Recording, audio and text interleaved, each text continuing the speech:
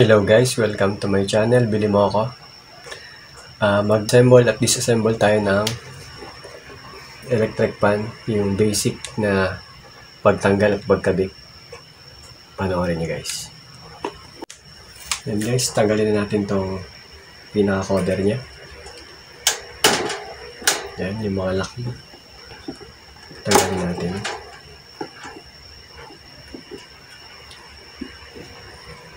Yan guys, sa channel na to guys, marami kayong matututunan. Yung mga DIY tutorial. Yan guys, meron nakalagay dyan, tighten, loosen. Ilulusin nyo lang guys. Yan. Yan guys, tapos i-press yung pag-ganyan. Yan guys, tapos yan. Minsan guys, meron nakalagay dyan na Phillips screw. Yung iba, ganito yung ganito rin guys. Yan, mapansin nyo nakabaliktad. Kadalasan kaya binabaliktad yan guys, kasi lost thread na yung kabila. Ayun, nakakuha kayo ng bagong tips guys, para pag lost thread yung kabila, ibaliktad nyo lang. Effective po yan.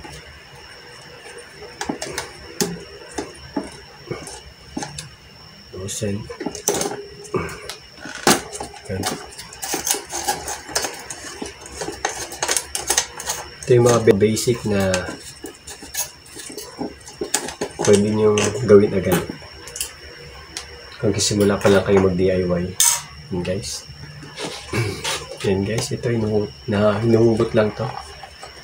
Yung ganitong switch 1, 2, 3. Tapos ito guys, kung minsan meron din yung screw, pero kadalasan wala. Hinuhugot lang din yan.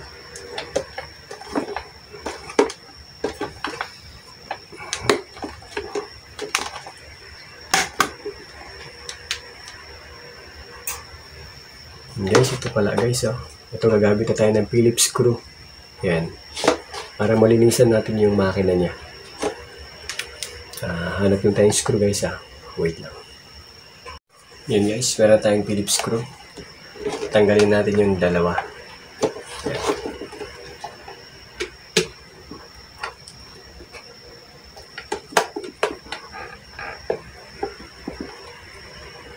Yan, laging pakaliwa, pakanan paigpit. Yan.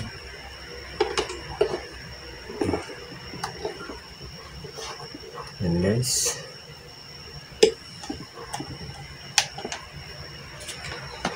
Natanggal natin isa.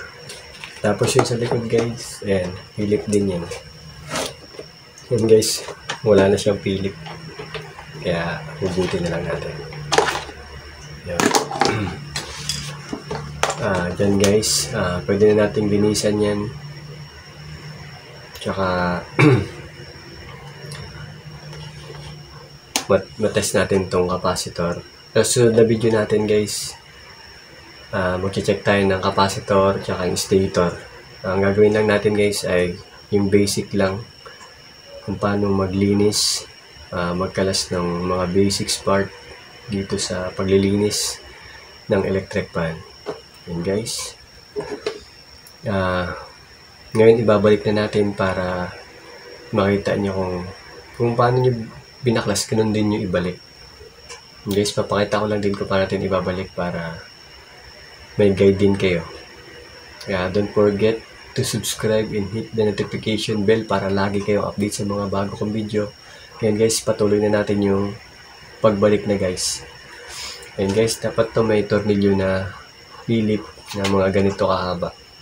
Siguro mga 1 inches. And guys, unahin na natin tong may tornilyo. Ito guys, para may pagkapitan tong likod. And guys. Yan, paganyan guys. Kung paano natin tinanggal kanina, ganun din natin ibabalik.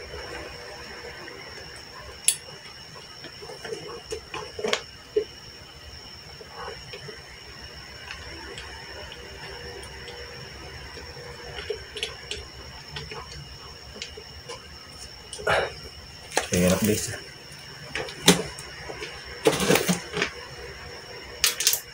Nilaglag pa.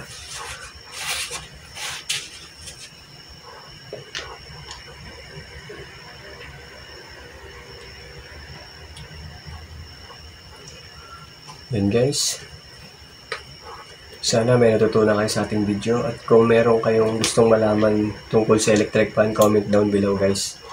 Gagawa natin ng video para makatulong din sa inyo guys. Pero meron na rin tayong mga ibang video dyan guys na based on electric fan. Meron na tayong mga video guys. Check nyo na lang dyan sa mga video guys. Kung wala pa, comment down below para makagawa tayo ng video kung paano natin yung nagawa o kung ano hindi nyo naintindihan. Comment down below na lang dyan guys. Yan. Yan, ibabalik na natin. Assemble na tayo guys. Guys, ito na talikod.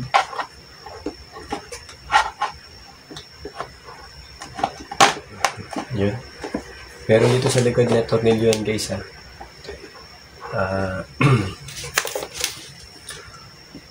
Kasi gabi na ngayon guys. Bukas ko nalalagyan. Guys, meron yung guide dito guys. Ayan o. Tapos dito may guide din. Kaya hindi kayo maliligaw. Ayan. Sa gusto mag-DIY o maglinis ng electric fan. Ayan. Ito na yung sa pag inangat mo, steady. Pag binaba mo, mag-swing. Ayan. Balik tayo dito sa may cover niya. And guys, may dalawang ano dyan guys. Yung dalawa. Yung guide niya dito, dalawa rin. Kaya, kung magbabaklas kayo, huwag kayo matakot guys kasi hindi kayo maliligaw.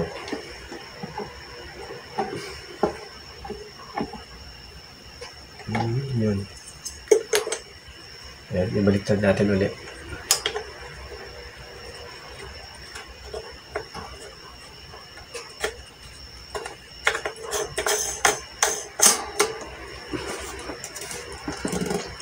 Ang Titan niya, pag ganito guys, yun sa LSE, pakabila naman ang Titan niya. Yan guys, so may guide din siya.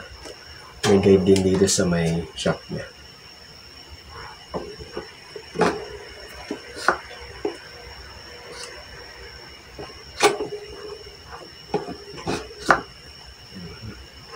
Yan guys. Makaindikit naman dyan yung loosen at tighten. Yung tighten guys, pag ganun. Pakaliwa naman ng tighten.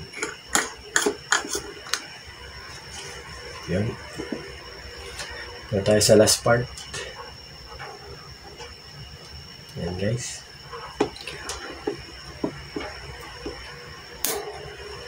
Guys, salamat sa inyong panonood. Don't forget to subscribe and hit the notification bell para lagi kayong update sa mga bago kong video. Salamat po.